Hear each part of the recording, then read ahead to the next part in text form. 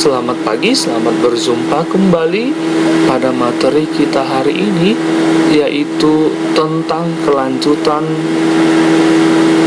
materi kita minggu yang lalu, yaitu tentang desa. Minggu yang lalu kita sudah belajar tentang pengertian desa secara harafiah, pengertian desa secara menurut para ahli, ciri-ciri fisik desa, dan unsur-unsur desa. Hari ini kita akan melanjutkan tentang tata ruang desa. Tata ruang desa adalah pengaturan atau pemanfaatan lahan untuk keperluan tertentu oleh masyarakat desa tersebut. Bagaimana cara penataan desa tersebut nanti bisa kita lihat dari 4 komponen tata ruang desa. Yang pertama adalah sumber daya manusia, yang kedua sumber daya alam, yang ketiga ilmu pengetahuan dan teknologi, yang keempat spasial. Keempat komponen ini saling berhubungan satu dengan yang lain. Namun hal yang paling penting di sini adalah sumber daya manusianya. Semakin hebat sumber daya manusianya, maka kita yakin dan pasti bahwa wilayah tersebut akan maju. Apalagi sumber daya manusia tersebut yang melek akan teknologi dan pengetahuan yang tinggi serta ditopang oleh SDA, maka bisa kita ambil kesimpulan bahwa wilayah tersebut akan maju pesat. Tata ruang desa umumnya sederhana. Ya, kita lihat di sini seperti bagaimana pekarangan desanya, bagaimana kondisi rumahnya, bagaimana jarak rumah yang satu dengan rumah yang lain, bagaimana keadaan sawah atau ladangnya, dan bagaimana keadaan di luar pemukiman tersebut. Itulah yang meliputi tata ruang desa. Kita lanjut tentang potensi desa. Berbicara tentang potensi desa, ini berbicara tentang kemampuan desa tersebut untuk meningkatkan kesejahteraan masyarakatnya. Apa saja potensi-potensi yang dimiliki suatu desa tersebut? Ya, di sini ada 2 potensi desa. Yang pertama potensi fisik, yang kedua potensi non fisik. Berbicara tentang fisik berarti itu berbicara tentang keadaan alamnya. Apa saja di situ?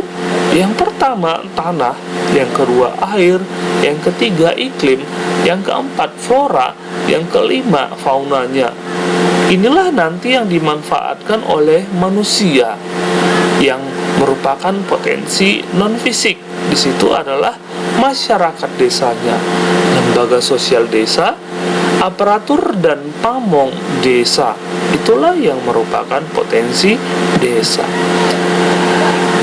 Kita lanjut dengan struktur organisasi desa. Terdiri atas yang pertama pemerintah desa, yang kedua badan perwakilan desa. Pemerintahan desa terdiri atas kepala desa dan perangkat desa. Ingat, kepala desa dipilih langsung oleh masyarakatnya yang sifatnya otonom di sini. Perangkat desa terdiri atas sekretariat desa dan kepala dusun. Ya, sekretariatan desa ini terdiri atas sekretaris desa dan kepala urusan.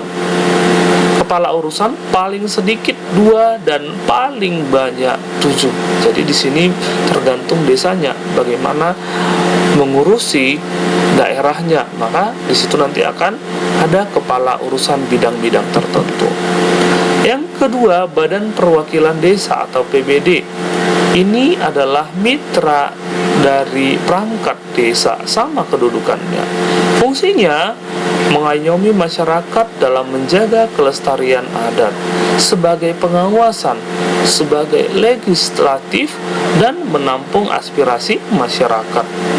Tugas PBD, BPD, ya, bersama Kades menetapkan Perdes. Bersama Kades menetapkan anggaran pembelanjaan daerah atau desanya, menampung aspirasi rakyat atau masyarakatnya, memberi persetujuan pengangkatan dan pemberhentian Kades, dan membentuk panitia pemilihan Kades periode berikutnya. Oke, sampai di sini materi kita hari ini. Di sini ada tugas Ada yang pertama, bagaimana kondisi dan tata ruang desa di wilayah tempat tinggalmu. Yang kedua, tuliskan potensi-potensi desa yang ada di tempat tinggalmu. Dan yang ketiga, buatlah susunan perangkat desa yang ada di tempat tinggalmu. Oke, sampai di sini materi kita pada hari ini. Minggu depan atau pertemuan selanjutnya kita lanjut dengan materi yang baru lagi. Selamat belajar.